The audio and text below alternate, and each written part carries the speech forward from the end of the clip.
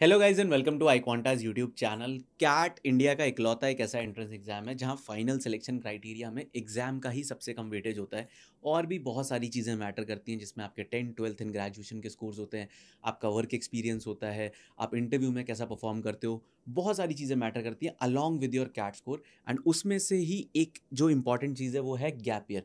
बहुत सारे बच्चों को ऐसा लगता है कि यार अगर आपका 1.5-2 साल का गैप है, 3 साल का गैप है, तो टॉप भी स्कूल में तो आपका कोई चांस ही नहीं है। तो इस चीज़ में कितनी रियलिटी है, फैक्ट्स पे आज बात करेंगे। एंड इवन इफ अगर आपका है लाइक से 2 से 3 साल का आपका गैप है, तो आप क्या क्या चीज़ें ऐसी कर सकते हो जिससे आप उसको जस्टिफाई कर पाओ, वो भी मैं आपको वीडियो में आगे बताने वाला हूँ। तो लास्ट तक देखना। एंड अगर आपका कोई ऐसा फ्रेंड है जिसको इस क्वेश्चन के अराउंड डाउट है, तो उसको ये वीडियो शेयर कर देना एंड चैनल को सब्सक्राइब करके रखो। सबसे पहले हम ये देख लेते हैं कि जो टॉप 20 स्कूल्स होते हैं वहाँ पे सिलेक्शन जो क्राइटेरिया है उसके क्या पैरामीटर्स होते हैं। The most important thing, CAT percentile. ठीक है। देन उसके बाद आपका 10th 12th एंड ग्रेजुएशन के स्कोर। कुछ कुछ ऐसे कॉलेजेस हैं जहाँ पे ग्रेजुएशन के स्कोर वो लोग कंसीडर नहीं करते। एफएमएस एक एग्जांपल है, आईएम कैलकाटा का भी I think initial selection criteria में होता है कि ग्रेजुएशन के स्कोर वो लोग कंसीडर नहीं करते। और भी बहुत सारे कॉलेजेस हैं। वर्क एक्सपीरियंस अगेन एफएमएस एक एग्जाम्पल है, जहाँ पे वो लोग कंसीडर नहीं करते। बट जैसे आईएम बैंगलोर जैसे कॉलेजेस है वहाँ पे वर्क एक्स का काफ़ी अच्छा खासा वेटेज रहता है। एक्स्ट्रा करिकुलर एक्टिविटीज़, इसका कोई भी डायरेक्ट वेटेज नहीं है कि अगर आपने लेट्स से 10 सर्टिफिकेशन कोर्सेज किए हुए हैं तो आपको कुछ प्लस वहाँ पे पॉइंट्स मिल जाए, ऐसा कुछ भी नहीं है। जो पॉइंट्स आपको मिलते भी हैं कुछ कॉलेजेस में, वो आपको प्रोफेशनल कोर्सेज के लिए मिलते हैं, जैसे कि सीए अगर किया हुआ है, आईसीडब्ल्यूए किया हुआ है, ऐसे कुछ प्रोफेशनल कोर्सेज किए हुए हैं, तो उसके कुछ एक्स्ट्रा पॉइंट्स होते हैं। एक्स्ट्रा करिकुलर आप ये सारी चीज़ें इंटरव्यू राउंड में बताते हो, उससे एक अच्छा इंप्रेशन पड़ता है। जो भी आपने किया हुआ होगा उसको लेके क्रॉस क्वेश्चनिंग होती है। अगर आप उन क्वेश्चंस को अच्छे से आंसर कर पाते हो, डेफिनेटली आपको इंटरव्यू राउंड में ज़्यादा मार्क्स मिलते हैं। अब उससे फ़ायदा क्या होता है वो भी एक बार देख लेते हैं।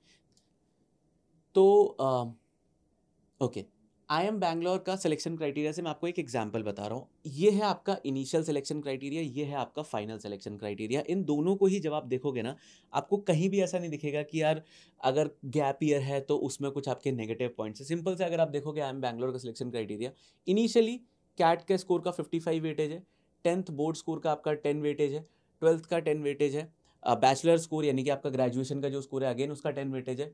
Work experience slash professional course, अगर वर्क एक्सपीरियंस है या फिर आपने सीए वगैरह किया हुआ है उसका 10 वेटेज है। जेंडर डाइवर्सिटी यानी कि अगर आप फीमेल हो तो आपको 5 पॉइंट्स मिल जाएंगे। एंड उसके अलावा जो आपका कैट का 55 है उसको भी बाइफरकेट किया हुआ है कि उसमें वीएआरसी का 19 है, डीआईएलआर का 21 है एंड क्वांट का 15 है। तो ये पूरा दिया हुआ है।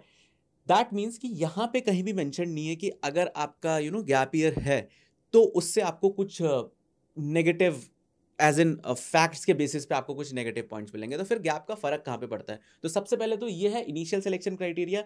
इस बेसिस पे आपको इंटरव्यू कॉल आता है। तो इंटरव्यू कॉल आने के लिए इवन इफ आपका 5 साल का भी गैप है बट आपका कैट का परसेंटाइल अच्छा आया है एंड आप यहाँ 10th 12th ग्रेजुएशन में आपके ठीक ठाक स्कोर्स है, आपके पास वर्क एक्सपीरियंस है, डेफिनेटली आपको आई एम बैंगलोर का कॉल आने वाला है इवन इफ आपका 5 years का गैप है।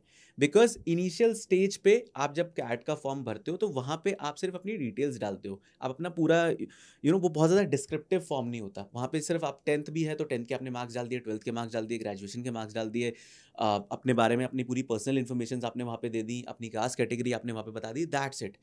अपना जो भी आप जिस भी सेक्टर में काम करते हो उस इंडस्ट्री का सेक्टर बता दिया।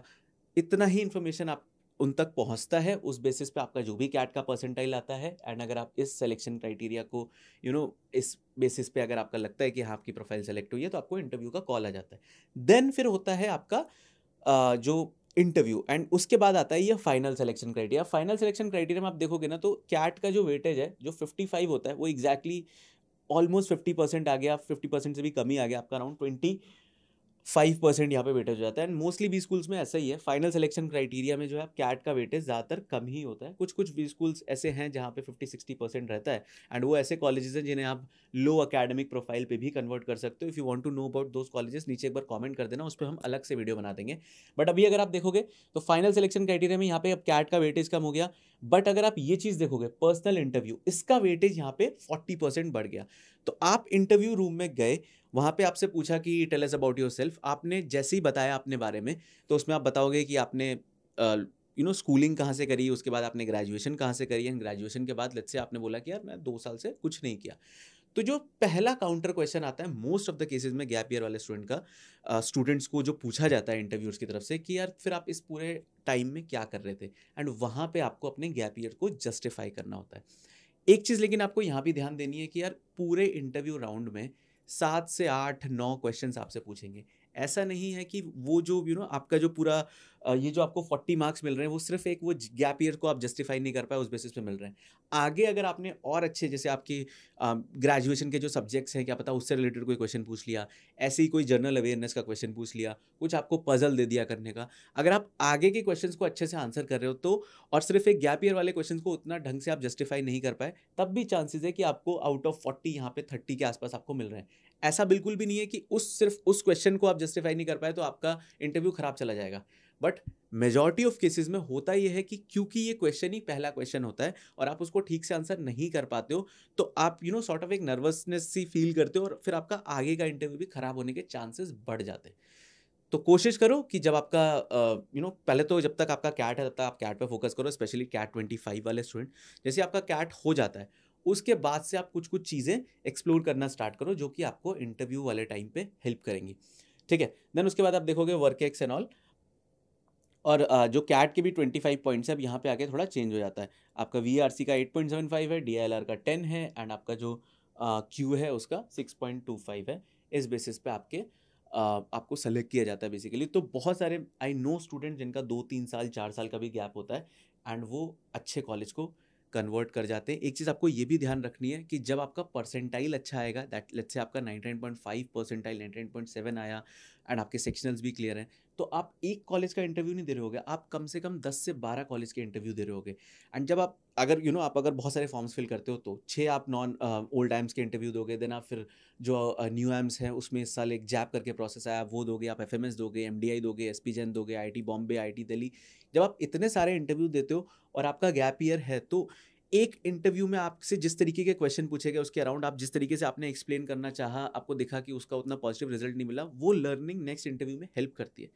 तो कोशिश करो जितना ज़्यादा आप कैट परसेंटाइल ला रहे हो उतना बेटर रहेगा। इवन इफ आपका गैप ईयर है तब भी आपको अच्छे कॉलेज आप कन्वर्ट कर पाओगे, उसके चांसेस बहुत ज़्यादा हो जाते हैं। अब जस्टिफाई आप कैसे कर सकते हो? सबसे पहले आप कुछ कोर्सेज कर सकते हो अपने आप को अपस्किल करने के लिए, बट इसका एक नेगेटिव पॉइंट भी है, वो मैं आपको बता देता हूँ। लेट्स से आप कोर्सेरा उडेमी पे गए और आपने यहाँ पे मैंने कुछ मेंशन भी किया हुआ, डेटा एनालिटिक्स या मार्केटिंग के अराउंड आपने कोई कोर्स किया। ठीक है, आपने जाके बोला कि यार मैंने डिजिटल मार्केटिंग का एक सर्टिफिकेशन किया हुआ है। उन्होंने आपसे सीधा क्वेश्चन पूछा SEO के अराउंड, उन्होंने आपसे पूछा बैकलिंकिंग के अराउंड, उन्होंने आपसे पूछा SMM के अराउंड। ठीक है, अब आप इन क्वेश्चंस को आंसर नहीं कर पाए, तो ये एक बहुत बड़ा नेगेटिव पॉइंट हो जाता है कि आपने just for the sake of certificate वो पर्टिकुलर कोर्स कर लिया। तो जो भी कोर्स सेलेक्ट कर रहे हो, पहले ये चीज़ ध्यान रखना कि आपका उसमें इंटरेस्ट होना चाहिए, तभी आप उसको पढ़ोगे। एंड एक बार जब आपने उसको कंप्लीट कर लिया तो नॉट जस्ट फॉर मार्क्स और सर्टिफिकेट, आपको एक्चुअल में उससे लर्निंग लेनी है कि इसके अराउंड अगर मेरे से इंटरव्यूअर कुछ भी पूछता है तो आप उसको आंसर कर पा रहे हो। तो ये बहुत इंपॉर्टेंट चीज़ है। तो इसलिए कभी भी ये चीज़ें बहुत ज़्यादा मैटर नहीं करती कि आपने 15-16 सर्टिफिकेशन किए हुए हैं, आपने 1-2 भी किए हुए हैं, बट अगर आपको ढंग से नॉलेज है तो बहुत सही चीज़ है। Then self reflection and goal clarity, ये आप बोल सकते हो कि यार आप टाइम ले रहे थे। ठीक है, मे बी करियर में आपके पास जो भी ऑप्शंस आ रहे थे आपको लग रहा था कि नहीं they are not worth it, तो आपने थोड़ा उस टाइम पे इंट्रोस्पेक्ट किया। बट अगेन फिर आपसे वो पूछेंगे कि इंट्रोस्पेक्ट किया तो उससे क्या निकला, तो उसका आपके पास एक अच्छा आंसर होना चाहिए। कि कभी कभी ऐसा होता है कि यार आपने कोर्सेज तो नहीं किए लेकिन आपने उस पर्टिकुलर टाइम में फाइनेंस को बहुत ज़्यादा एक्सप्लोर किया, आपने स्टॉक मार्केट के अराउंड ट्रेडिंग वाली चीज़ें होती है, आपने वो सब किया, या आपने लेट्स से अपना कुछ इंटरेस्ट फॉलो किया, जो मैंने यहाँ पे लिखा भी है, एक्सप्लोर माई इंटरेस्ट। आप म्यूजिक करते हो, आप स्पोर्ट्स खेलते हो, आपने वो सारी चीज़ें करी, तो आप वहाँ पे वो चीज़ें बता सकते हो। अब आप लोग ही सोच रहे होगे कि यार अगर आप बताते हो कि आप म्यूजिक को फॉलो कर रहे थे इतने टाइम में एंड देन आप सडनली अब आपने MBA के लिए सोचा, तो आप इसको लिंक कैसे करोगे? तो आप ये बोल सकते हो कि अभी अभी तक मैंने music as an interest follow करा है, बट मैंने इस पर्टिकुलर एरिया में भी एक अपॉर्चुनिटी देखी कि बहुत सारे स्ट्रगलिंग आर्टिस्ट हैं। अगर मैं MBA करता हूँ, मैं मार्केटिंग सीखता हूँ, फाइनेंस सीखता हूँ, मे बी मैं कुछ एक ऐसा प्लेटफॉर्म बना पाऊँ जहाँ पे ये आर्टिस्ट भी अपने आप को रजिस्टर कर पाएँ एंड देन हम उसकी ब्रांडिंग करें, शोज़ करें, बहुत सारी चीज़ें। तो आप अपने इंटरेस्ट को भी कहीं ना कहीं बिजनेस से, कि आप उसका बिजनेस कैसे बना पाओगे, उससे लिंक कर सकते हो। एंड वो सारे स्टूडेंट जिनका कोर्सेज भी नहीं करने, जिन्होंने कुछ ऐसा खास इंट्रोस्पेक्शन भी नहीं किया, जिनका कुछ इतना इंटरेस्ट भी नहीं है, उनको मैं बोलता हूँ कि जैसे ही आपका कैट हो जाए, कैट हो जाने के बाद से लेके इंटरव्यू तक अगर आप कोई एक NGO भी ज्वाइन कर लेते हो ना, वो भी काफ़ी सही चीज़ है। NGO बिजनेस नहीं होता, बट जब आप NGO में जाते हो तो आप बहुत सारे लोगों से बात करते हो, बहुत सारी डिफरेंट तरीके की प्रॉब्लम्स को सॉल्व करते हो, वहाँ से आपको बहुत सारी स्टोरीज़ मिलती हैं, उनमें से कोई भी एक अच्छी स्टोरी जहाँ पे आपके कुछ एफर्ट से कुछ चेंज आया हो सोसाइटी में, आप जाके इंटरव्यू में बोल दोगे, बहुत अच्छा इम्पैक्ट पड़ता है। तो ये 4 चीज़ें हैं, इनको एक बार देख लो। जो कैट 25 वाले स्टूडेंट हैं, मैं फिर से बोल रहा हूँ, अभी इतना ज़्यादा नहीं सोचना है, बट जैसे ही आपका कैट हो जाता है, आपको अगर फीलिंग आती है कि हाँ, अच्छा गया है, परसेंटाइल आ सकता है, इंटरव्यू कॉल आ सकता है, इनमें से कोई एक चीज़ पकड़ के, ऑब्वियसली सेल्फ रिफ्लेक्शन वाला तो टाइम गया अब, बट इनमें से कुछ भी आप पकड़ के उस पे काम करना स्टार्ट कर सकते हो।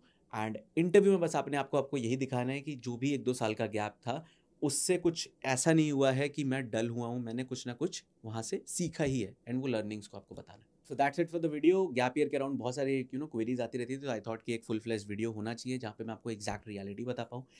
इसी टॉपिक के अराउंड या इन जनरल आपकी कैट एग्जाम से रिलेटेड और कोई क्वेरी है, अपनी प्रोफाइल से भी रिलेटेड है, जिस पे आप चाहते हो कि वीडियोस आने चाहिए, या फिर अगर कोई छोटी सी क्वेरी है जो मैं कमेंट में रिजॉल्व कर सकता हूँ, तो नीचे कमेंट करके ज़रूर बताना।